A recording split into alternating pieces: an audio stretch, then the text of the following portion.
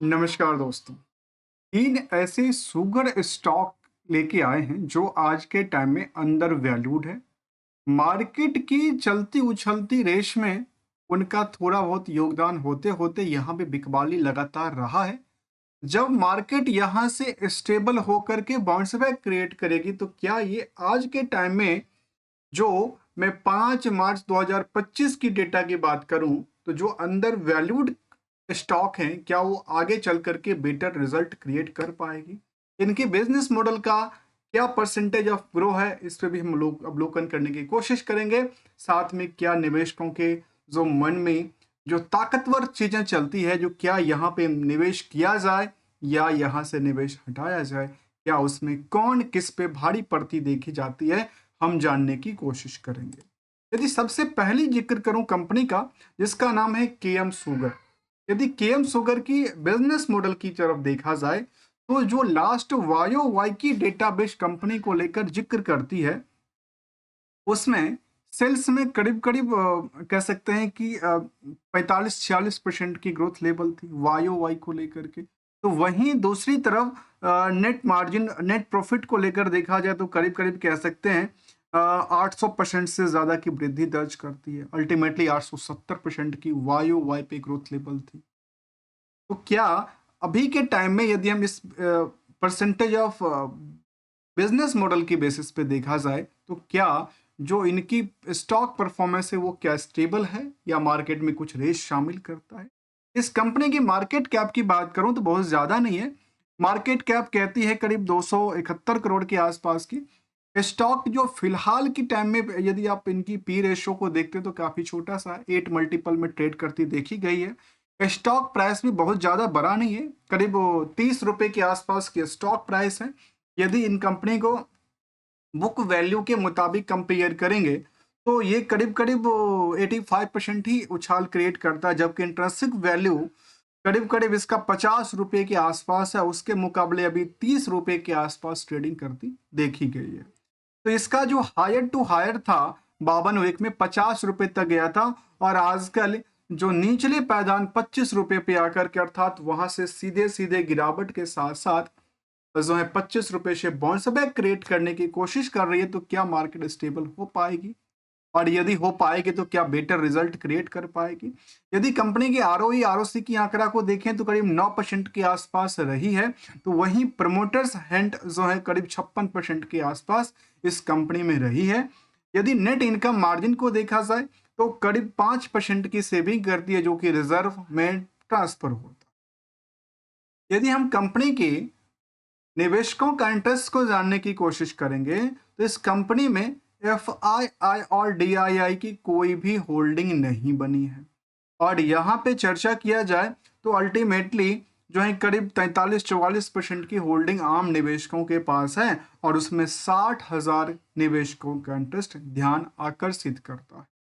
यदि कंपनी की आप ईयर एंड ईयर बेसिस की ग्रोथ को देखेंगे तो ये आंकड़ा देती है कि कंपाउंडेड जो सेल्स था वो करीब करीब 3 सालों में 10% के आसपास नियरली की बात करूं तो राउंड ऑफ फिगर की बात करूं तो वहीं पे प्रॉफिट जो है काफी कम होके केवल 3% रहा। जबकि इस लास्ट 12 महीने में जो प्रॉफिट था वो जंप करके 3% से 53% हो जाती। तो वहीं पे स्टॉक प्राइस में लगातार गिरावट की सेंटीमेंट के साथ साथ 15% इस साल में गिरावट रही है। जबकि रिटर्न ऑन इक्विटी जो है इस कंपनी का काफी बेटर ऑन एवरेज देखा जाए तो 10 से 12% के बीच में घूमती देखी जाती। यदि कंपनी की रिस्क फैक्टर को की चर्चा किया जाए तो रिस्क फैक्टर थोड़ा सा ज्यादा बुल है कंपैरिजन टू द एक्सपेक्टेशन को लेकर के। लेकिन जो कारोबार दिन ब दिन चलती देखी जाती है वो एक स्टेबिलिटी की तरफ इशारा देती देखी गई है। यदि हम कंपनी में दूसरी कंपनी की जिक्र करने की कोशिश करेंगे, जो दूसरी कंपनी हम अंदर वैल्यूड कंपनी लेके आए हैं जिसका नाम है राणा शुगर। राणा शुगर की बात कहती है कि यहाँ पे वायो वाई पे जो कंपनी का बिजनेस ग्रोथ रहा अपने चीनी को बेच करके, चीनी से बने हुए प्रोडक्ट या शुगर कैन से बने हुए प्रोडक्ट को लेकर के, तो वो सेल्स में करीब 18% की वृद्धि थी। तो नेट प्रॉफिट में करीब एक नेट प्रॉफिट में करीब 158% तक की वृद्धि दर्ज कर from the Y O Y data. वहीं पे इस कंपनी का जो मार्केट कैप है वो बहुत ज़्यादा बड़ा नहीं है, केवल मार्केट कैप 227 करोड़ का है। स्टॉक की प्राइस करीब 14-15 रुपए के आसपास है। वो भी सेम डायरेक्शन जैसे हमने पहली केएम शुगर को लेकर जिक्र किया था कि एक बॉटम पे आने के बाद एक बाउंस बैक क्रिएट करना, वैसा ही आंकड़ा देती है कि बॉटम लेवल इज 12 रुपए के आसपास आई थी और वहां से ये 2 रुपए बढ़ के 14-14.5 रुपए पे बिकवाली चलती, जबकि हायर टू हायर इसका रेंज जो है 27 रुपए तक गई थी। यदि बुक वैल्यू के बारे से कंपेयर करेंगे तो मार्केट रेस जो है केवल 43% की रेस में इंक्लूड करता है, तो वहीं पे यदि इंट्रिंसिक वैल्यू के मुकाबले कंपेयर करेंगे तो 40 रुपया जो इंट्रिंसिक वैल्यू है उसके मुकाबले 14 रुपया पे फिलहाल ये स्टॉक देखी जाती है। यदि आरओसी की आंकड़ा को देखा जाए तो बहुत ज्यादा रिटर्न तो नहीं क्रिएट करती है, तब भी 6% से 7% के बीच में रिटर्न क्रिएट करती देखी जा सकती। प्रमोटर का कंट्रोल इस कंपनी में थोड़ा सा कम है, जो कि एक नेगेटिव इंपैक्ट डालता है। करीब 22% की होल्डिंग बची है और ओवरऑल यदि हम इनको दूसरे कंपनी केएम शुगर से कंपेयर करें तो जहां पे केएम शुगर में जो कमाई था और कमाई में जो सेविंग करती थी कंपनी वो 5% का आंकड़ा था, तो वहीं पे जो हम सेकंड कंपनी राणा शुगर की बात कर रहे हैं इसमें जो कमाई का सेविंग है वो केवल 1% रहा है। तो इन दोनों कंपनियों में यदि दोनों कंपनी में बेटर यदि आज के टाइम में दिखता है तो केएम शुगर दिखता है। अब तीसरी कंपनी के जिक्र कर रहा हूँ करने वाला हूँ, इससे पहले इस कंपनी की यदि आप इन निवेशकों कंटेस्ट जानने की कोशिश करेंगे जिसका नाम राणा शुगर है। राणा शुगर में अल्टीमेटली कह सकते हैं कि करीब करीब 1,25,000 से ज्यादा निवेशकों का ध्यान आकर्षित करता है, जहां एफआईआई और डीआईआई की कोई भी बड़ी होल्डिंग नहीं है। केवल और केवल 1% की होल्डिंग गवर्नमेंट की है। जो भी गवर्नमेंट कहाँ की है, गवर्नमेंट ऑफ कह सकते हैं कि ये पंजाब एनर्जी डेवलपमेंट एजेंसी, जिनके पास इसमें 1.5% से ज्यादा होल्डिंग बनती है। जो होल्डिंग है वो गवर्नमेंट की कंपनी है और जो एजेंसी है वही उसमें डील करती है, इसलिए उनको गवर्नमेंट होल्डिंग के तहत रखा गया। अर्थात इस कंपनी को गवर्नमेंट अपनी तरफ से प्रमोट कर रही है 1.5% होल्डिंग होल्ड करके, जो आज से नहीं बहुत पुराना रिकॉर्ड मेंटेन करता है। यदि कंपाउंडेड डेटा की तरफ देखेंगे इस कंपनी को तो ईयर ऑन ईयर बेसिस को लेकर के सेल्स जो है बहुत ज्यादा पुल बैक तो नहीं हुआ था, लेकिन जो लास्ट 3 सालों में 9% की रैली थी, तो वहीं पे प्रॉफिट में करीब करीब 30% की गिरावट रहते हुए लास्ट 12 महीने में करीब 58% की गिरावट रही है, 55% के आसपास। यदि हम स्टॉक प्राइस की अवलोकन करेंगे तो लास्ट 1 ईयर में 37% गिर चुका है और लास्ट 3 सालों में 19% की गिरावट है। Return and equity on average इस साल में आकर काफी कमी रिटर्न दर्ज करती है, जिससे पहले इनकी ऑन एवरेज देखा जाए तो करीब करीब 15% तक की कंपाउंडेड रिटर्न क्रिएट कर रही है। नेक्स्ट कंपनी की जिक्र करने की कोशिश करूंगा, उससे पहले इन कंपनियों के भी रिस्क फैक्टर जो है थोड़ा सा बुल है comparison to the expected return को लेकर के, लेकिन comparison to the KM tech जो शुगर है उसके उससे बेटर नहीं निकलती है, जिसका नाम राणा शुगर। और थर्ड कंपनी के जिक्र करने वाला हूं और थर्ड कंपनी का नाम है केसीपी शुगर मिल्स, और ये कंपनी शुगर इंडस्ट्रीज की बात करने वाला हूं। इनका ये आज के टाइम में तो अंडर वैल्यूड है, बुक वैल्यूड से काफी नीचे रेटों में मिलता है। निवेश जो स्टॉक को खरीदने की रेश बहुत ज्यादा तेज नहीं है, काफी धीमी पड़ी हुई है। वहीं पे इनका बिजनेस भी इन दोनों के कंपैरिजन थोड़ा सा डैमेज दिखता है, जहां पे सेल्स में करीब 2% की जंप होने के बावजूद भी जो नेट प्रॉफिट है उसमें करीब 774% की गिरावट दर्ज करती है, जो कि बहुत बड़ा डाउनफॉल की बात। इस कंपनी की मार्केट कैप की बात करने वाला हूं, जिसका नाम KCP sugar in industries corporation limited की बात कर रहा हूं।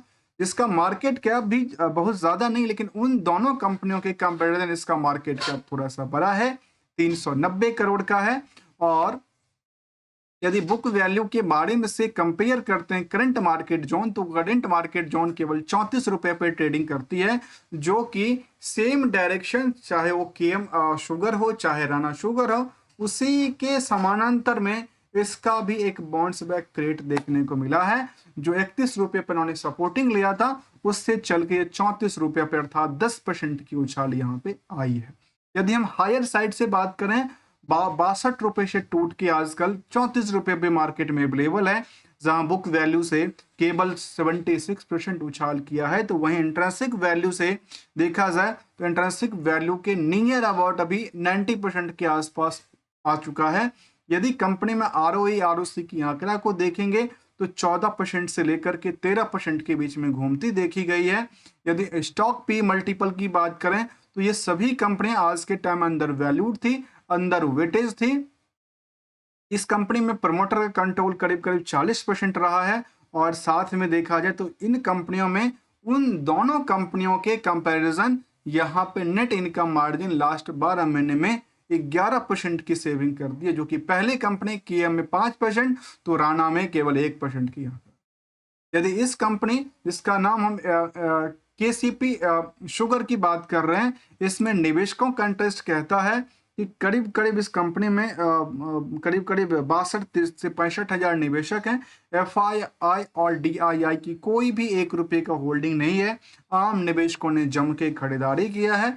और यदि कंपाउंडेड डेटा की तरफ देखा जाए तो कंपनी ये कहता है कि कंपाउंडेड सेल्स जो था वो पिछले 3 सालों में 2% तक रैली थी। उससे पहले तो मार्केट में अप डाउन रहा है, क्योंकि शुगर इंडस्ट्रीज में काफी सारी कंपनियां भी हैं और काफी सारे कंपटीशन भी हैं। तो कुछ मार्केट को लेकर के, कुछ मार्केट को कैप्चर करने को लेकर के, एक्सपोर्ट में कभी बार एक्सपोर्ट ना जाने की वजह से। तो यहाँ पे देखा जाए तो जो प्रॉफिट का आंकड़ा था लास्ट 3 सालों में तो 36% तक रहा था, लेकिन लास्ट 12 महीने में 22% से ज़्यादा गिरावट दर्ज करती है। तो वहीं जो स्टॉक प्राइस सीजीआर था उसमें भी करीब लास्ट 12 महीने में 13%, एक साल में गिरावट होते हुए ऑन एवरेज करीब 10 से 11% की रिटर्न क्रिएट करती है। यदि रिटर्न ऑन इक्विटी को देखा जाए तो करीब 14% तक रही है।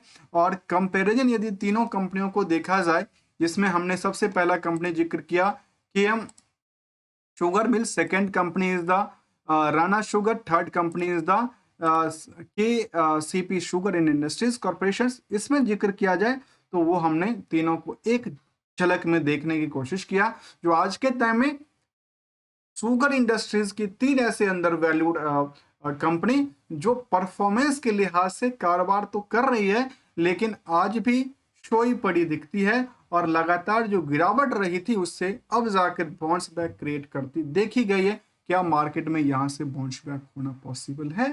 हो सकता है। यदि मार्केट अब जाकर के एक बाउंस बैक क्रिएट करता है तो ऑन एवरेज सभी कंपनियों में निवेश बढ़ने की चांसेस बनती है, तो वहां पे स्टॉक की प्राइस बढ़ सकती है। बट दोस्तों, हमारे साइड से किसी भी स्टॉक को खरीदने, रखने या बेचने की कोई सलाह या एडवाइजरी की बात शामिल नहीं करता है। Only learning point of view से लेके आते हैं, समझने की कोशिश करते हैं। जो कि हमने टॉपिक लिया था, एक ऐसी कंपनी जो अंडर वैल्यूड हो और जो शुगर इंडस्ट्री से बिलोंग करती हो आज के टाइम, जो कि 5 मार्च 2025 की डेट के मुताबिक। यदि लर्निंग पॉइंट ऑफ व्यू से अच्छा लगा तो वीडियो को लाइक भी कर सकते हैं, चैनल को सब्सक्राइब भी कर सकते हैं, और मिलेंगे कुछ नई पॉइंट के साथ। तब तक के लिए thanks for the joining us दोस्तों।